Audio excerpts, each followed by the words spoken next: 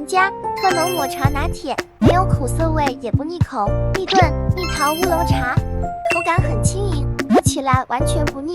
其本盐之花焦糖奶茶，吞下去后满嘴都是焦糖香。全家与金家 A 海鲜炒马面，海鲜吃起来都没有腥味。